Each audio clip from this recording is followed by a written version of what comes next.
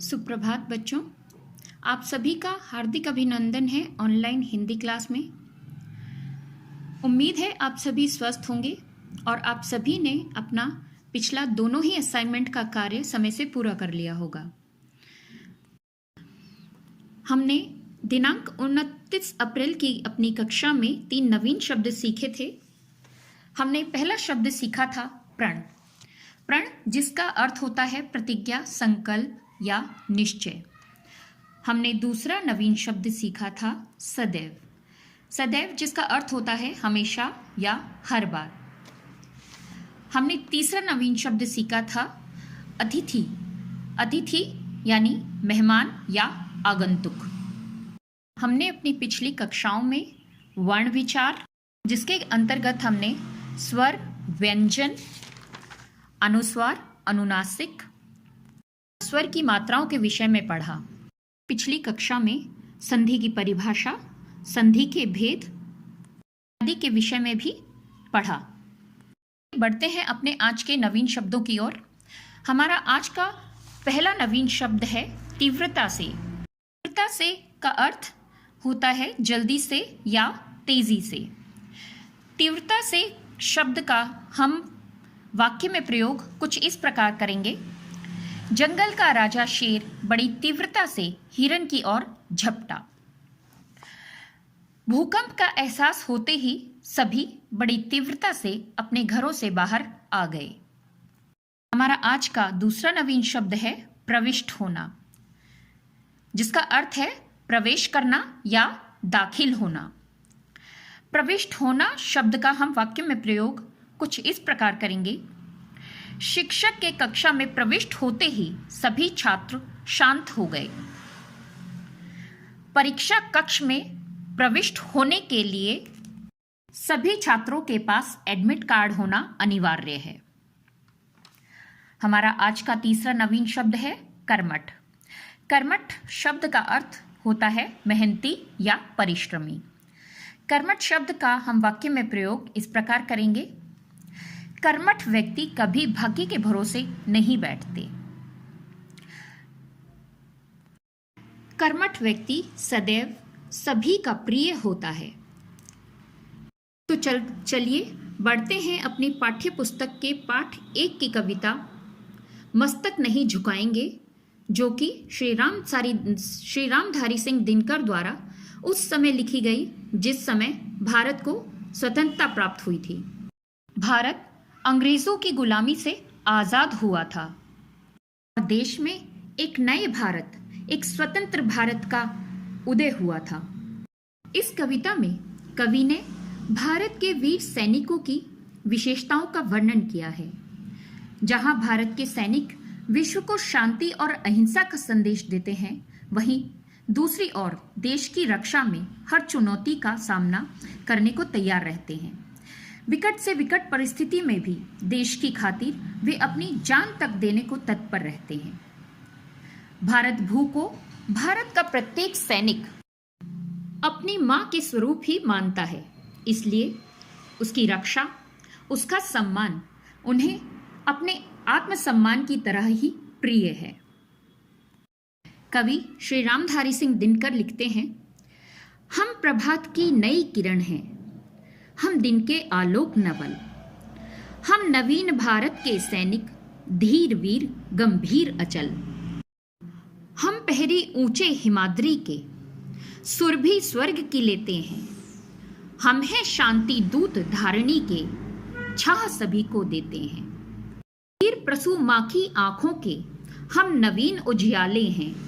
गंगा यमुना हिंद महासागर के, हम रखवाले हैं।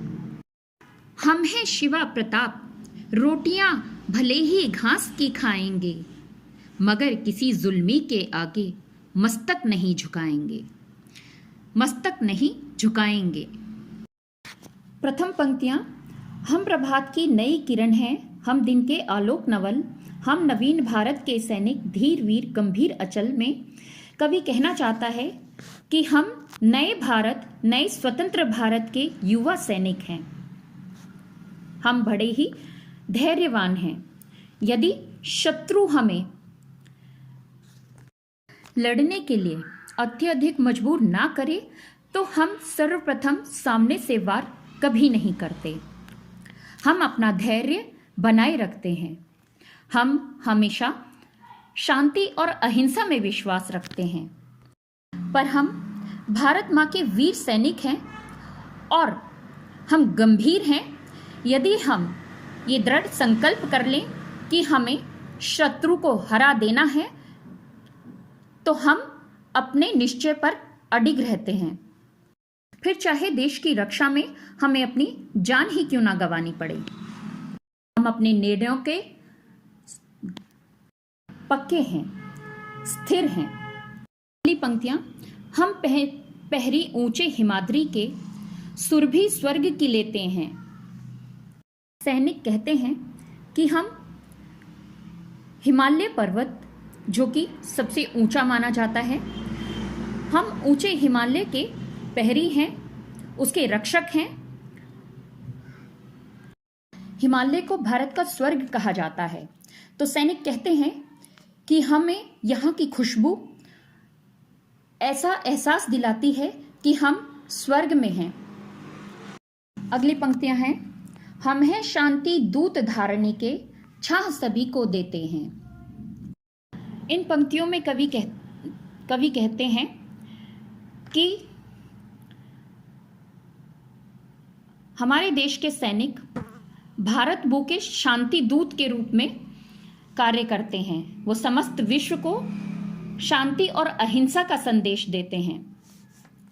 हमारे देश के सैनिक प्रतिक्षण देश की सीमाओं पर पहरा देते हैं, तभी हमारे देश का प्रत्येक नागरिक शांति से रह पाता है।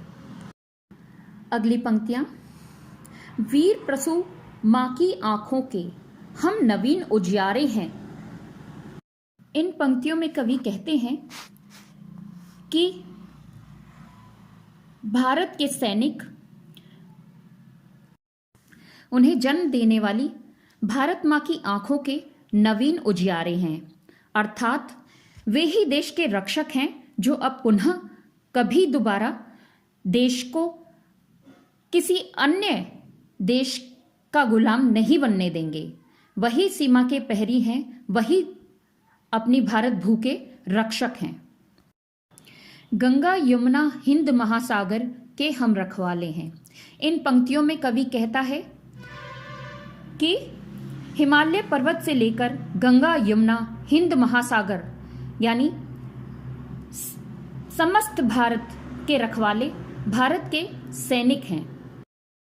अगली पंक्तियां, हम हैं शिवा प्रताप रोटियां भले ही घास की खाएंगे, मगर किसी जुल्मी के आगे मस्तक नहीं झुकाएंगे। इन पंक्तियों में कवि कहता है कि भारत देश का सैनिक महाराणा प्रताप और शिवाजी महाराज की तरह वीर है। यहाँ का सैनिक प्रत्येक विकट परिस्थिति में अपने देश की रक्षा करेगा, भले ही चाहे उसे घास की ही रोटियां क्यों ना खानी पड़े, कितनी ही विपत्तियों का सामना क्यों ना करना पड़े। किंतु किसी भी अत्याचार करने वाले जुल्मी किसी भी दुश्मन के आगे सर नहीं झुकाएंगे, हार नहीं मानेंगे। धन्यवाद। तो चलिए थोड़ा सा प्रकाश डालते हैं कवि परिचय पर। जैसा कि मैंने आपको बताया, इस कविता की रचना श्री रामधारी सिंह दिनकर ने की है। राष्ट्रकवि रामधारी सिंह दिनकर का जन्म 23 सितंबर 1908 में मुंगेर जिले के समरिया नामक गांव में हुआ था। वे एक प्रमुख लेखक, कवि और निबंधकार थे। उनकी प्रमुख रचनाएं रेणुका, हुंकार, उर्वशी, कुरुक्षेत्र, मिर्च का मजा, परशुराम की प्रतीक्षा आदि हैं। इन्हें साहित्य अकादमी पुरस्कार, भारतीय ज्ञानपीठ पुरस्कार आदि अनेक पुरस्कारों और पद्म विभूषण की उपाधि से सम्मानित किया गया है। 24 अप्रैल 1974 में इनकी मृत्यु हो गई थी। तो चलिए बढ़ते हैं शब्दार्थ की ओर। पहला, प्रभात। प्रभात का अर्थ है सुबह। दूसरा, आलोक। आलोक का अर्थ है रोशनी। तीसरा, नवल। नवल का अर्थ है नया। चौथा, धीर। धीर का अर्थ है धैर्यवान या शांत। पांचवा, गंभीर। गंभीर का अर्थ है जिस पर आसानी से किसी का असर ना पड़े। छठा, अचल। अचल का अर्थ है स्थिर, जो अपने स्थान से ना हिले। सातवां है पहरी। पहरी का अर्थ है पहरेदार। आठवां, हिमाद्री। हिमाद्री का अर्थ है हिमालय। नवा है सुरभि। सुरभि का अर्थ है खुशबू। 10वां शब्द है धारिणी। धारिणी का अर्थ है धरती। 11वां शब्द है प्रसू। प्रसू का अर्थ है जन्म देने वाली। 12वां शब्द है उजियाला। उजियाला का अर्थ है उजाला। 13वां शब्द है जुल्मी। जुल्मी का अर्थ है अत्याचारी।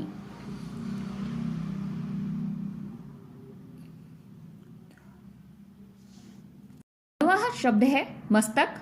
मस्तक का अर्थ है माथा। चलिए बढ़ते हैं अभ्यास प्रश्नों की ओर। मौखिक प्रश्न 1, नई किरण का क्या अर्थ है? नई किरण से कवि का अभिप्राय स्वतंत्र भारत के वीर सैनिकों से है। मौखिक प्रश्न 2, सैनिक किसके पहरेदार हैं? सैनिक ऊंचे हिमालय के पहरेदार हैं। प्रश्न 3, सैनिकों ने स्वयं को किसके समान माना है? सैनिकों ने स्वयं को धरती के शांति दूत तथा जन्म देने वाली मां के समान इस भारत भूख की आंखों के उजियाले के समान माना है। प्रश्न 4, सैनिक अत्याचारी का सामना कैसे करेंगे?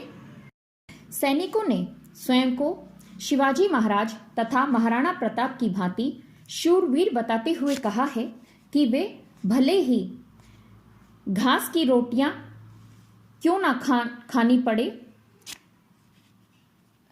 माफ कीजिएगा, सैनिकों ने स्वयं को शिवाजी महाराज तथा महाराणा प्रताप की भांति शूरवीर बताते हुए कहा है कि भले ही उन्हें घास की ही रोटियां क्यों ना खानी पड़े या कितने भी कष्ट क्यों ना सहने पड़े, पर अत्याचारी के सामने तथा दुश्मन के सामने वे कभी अपना मस्तक नहीं झुकाएंगे और ना ही हार मानेंगे। हम पाठ में आए लिखित प्रश्नों को अगली कक्षा में करेंगे। बढ़ते हैं अगले प्रश्न की ओर। कविता की छुटी हुई पंक्तियां लिखिए। पहली पंक्ति है, हम पहरी ऊंचे हिमाद्री के। इसे पूरा करेंगे। सुरभि स्वर्ग की लेते हैं। अगली पंक्ति है, वीर प्रसू मां की आंखों के। पंक्ति पूरी करेंगे। हम नवीन उजियाले हैं। अगली पंक्ति है, हम हैं शांति दूत धारिणी के। पंक्ति पूरी करेंगे। छाह सभी को देते हैं। अंतिम पंक्ति है, गंगा यमुना हिंद महासागर। पंक्ति पूरी करेंगे। हम रखवाले हैं। बढ़ते हैं अगले प्रश्न की ओर। इस कविता में आपने एक सैनिक की विशेषताओं के बारे में पढ़ा। इससे आपको क्या प्रेरणा मिलती है? मुझे तो इस कविता से प्रेरणा मिलती है कि हमें अपनी मातृभूमि का सदा सम्मान करना चाहिए। अब आप सभी को इस कविता से क्या प्रेरणा मिलती है, आप सभी को अपने शब्दों में लिखना है। अगले प्रश्न में आपको श्रुतलेख के लिए कुछ शब्द दिए हैं। आप सभी को वो शब्द याद करने हैं और अपने घर में किसी बड़े की सहायता से उन्हें बिना देखे लिखने का अभ्यास करना है। मेरा कहने का तात्पर्य है कि आप उन्हें याद कर लेंगे और घर में अपने किसी बड़े से कहेंगे कि वो के लिए ये शब्द बोलें और आप इन शब्दों को बिना देखे लिखने का अभ्यास करें। इस पाठ के अन्य अभ्यास प्रश्न हम अगली कक्षा में करेंगे। चलिए आज हम सीखते हैं व्याकरण में संज्ञा। किसी व्यक्ति, वस्तु, स्थान या भाव का बोध कराने वाले शब्दों को संज्ञा कहते हैं। संज्ञा के 3 भेद होते हैं: व्यक्तिवाचक संज्ञा, जातिवाचक संज्ञा और भाववाचक संज्ञा। जैसा कि आपने पाठ में पढ़ा, हम पहली ऊंचे हिमाद्री के सुरभि स्वर्ग की लेते हैं। इस वाक्य में हिमाद्री व्यक्तिवाचक है, अर्थात व्यक्तिवाचक संज्ञा है। पहरी जातिवाचक संज्ञा है और सुरभि भाववाचक संज्ञा है। तो चलिए इस वीडियो के माध्यम से हम संज्ञा को